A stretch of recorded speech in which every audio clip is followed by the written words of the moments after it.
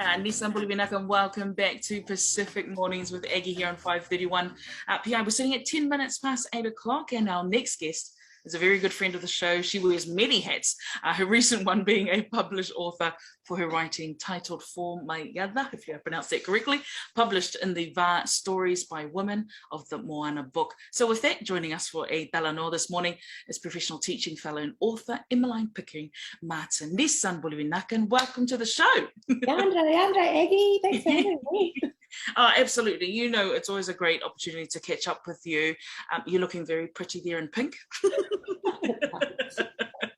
Hey, I mean, look, Emmaline, would love to know, you know, you've got this a bit of writing in this whole big book called, you know, Stories by Women of the Moana. Can you maybe just give a little bit of a brief description of really that whole book itself? Oh my gosh, the book is amazing. You can see it here in my beautiful nice book, if you're looking. It's huge. It's so thick. I was not expecting that, but basically it's just a whole bunch of amazing Moana, Pacifica and Māori writers who have written short stories about everything and anything that is relatable to us as women, and just put it together in a big giant book that makes so much sense and no sense and is so relatable. It's amazing. Love it. And then of course you have a chapter in there which is and let me, I hope I'm pronouncing it, is it For My Yaca? Is that how you would pronounce it? Yeah, I've got a short story. It's called For My Yaca. So Yaca being namesake in Fijian, so my nana, I'm her namesake, so her name was Emmaline too. So it's just a tiny little short story about her and me, I guess. Wow. I mean, what are the experiences that I suppose we can hope to read? I guess across the whole book, just everything. There's family stuff, there's aspirational things, there's it's a fictional book, but I guess because of the way that we've all written, lots of it rings true in our experiences as women and the intersections that we all bring from all our different walks of life from all across the Pacific. And I think it's really cool because there's stories from Vanuatu and Papua and Fiji and Tonga and Sa and Cook Islands and here in Aotearoa, and it's just a really nice way to kind of garner like a big scope of how we as women across the Pacific are all very much alike, but all very different at the same time.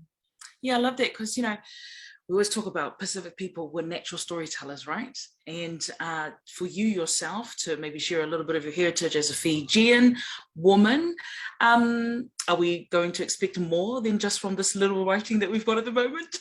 You guys and your pressure, man. Yes, there is some children's books in the works. Getting there very slowly, just looking for an illustrator at this point for the picture books. But there's some really cool Fijian books coming out of my corner, and my story in this book is a memory from when I was 7 or 8 years old, from our family home back home where I grew up. And it's just like it was really weird because I just wrote it as like I was thinking about it. Like, oh yeah, I remember this and I remember that, and then it just came out as a little short story, and thank goodness Lani and Cecilia were like, yeah, we'll take it. Otherwise, shame. How important is it then, you know, for Indigenous women to be sharing their stories? Oh man, it is, I would argue, one of the most important things ever. Without Indigenous women, we wouldn't have anything really. No one would exist. And so I think us telling our stories not only empowers ourselves, it empowers our babies, it empowers future generations, it empowers our men, our non-binary whānau. It just is so powerful seeing stories from our points of view finally, and kind of like the unedited version, the unwhitewashed version, just the straight up and down Indigenous words, Indigenous truth. It matters, and it matters more than people think. Yeah, absolutely. Love that. If you're tuning in, we're catching up with professional teaching fellow and now published author, Emmaline Pickering-Martin. Don't you just love the sound of that? You're an author. Yeah, I'm still like, what? Yay! But it's not academic. It's like this me. So it's really cool. It's a really cool way to like showcase a different side of who we are as well. Like everyone always sees like academia and the really smart stuff, but this is like smart stuff in a really different way. So, it's really exciting. Emmeline, this is the whole thing, day and age 2020, right? We're so consumed by social media, right? Majority of reading that some of our young kids are just online. So to have like an actual physical book, how do you feel though in regards to that still being, important to pick up a book and read it? Yeah, it's something special about it. Maybe I'm just old, but or we're like, we're both old. But like when you hold it, I don't know, books tell stories obviously, but they tell stories as well about the readers. So it's like, it's always special when you have a book that, I don't know, a secondhand bookstore and you like lots of people have touched it, obviously not in this COVID era, but like, it's holding something physical. There's something that happens within your brain, like there's research to show that like the synapses click click click click more when you're holding something physical and reading and working that out. And so yeah, it's good, but I'm all for ebooks. You can buy that online. Yes. You can buy our book online as well and have it in your little readers or on your cell phones or iPads. Technology is a funny thing, but there is something special about holding a physical copy if you're born in the 1980s. That's not telling our age at all, Emmeline. But I think about, our Pacifica community, right? Do you think that there's an actual sort of strong community of readers? They say that line, readers are leaders. So, have you seen in your journey, from going from school yourself to studying and then now being able to write, piece and become an author? Yeah. Do you think we have a strong reading community within our Pacifica communities? We absolutely do. And, reading isn't just reading words on a page or reading white words on a white page. Reading comes in many, many forms. And we know literacy isn't just written. It's oral, it's paintings, it's music, it's dance. All of that stuff is all part of literacy. And if we look at the Pacific, we know that we are really literate in lots of different ways. And and I think that it's shown in how we've sold our book organically, and it shows I got 20 books on like Sunday, I think I got them, and I've sold them all in like a day, just from posting on Instagram and Twitter. Like, it's insane. So I think we definitely are readers, and we're not just readers of words, we're readers of music, we're readers of signs, we're readers of spirit, we're readers of lots of different things, bodies. It's I think we just need to look past what we would, normally be told as literacy and understand that we're literate in so many different beautiful things. Yeah, I quickly want to ask before we sort of, get into where we can purchase the book.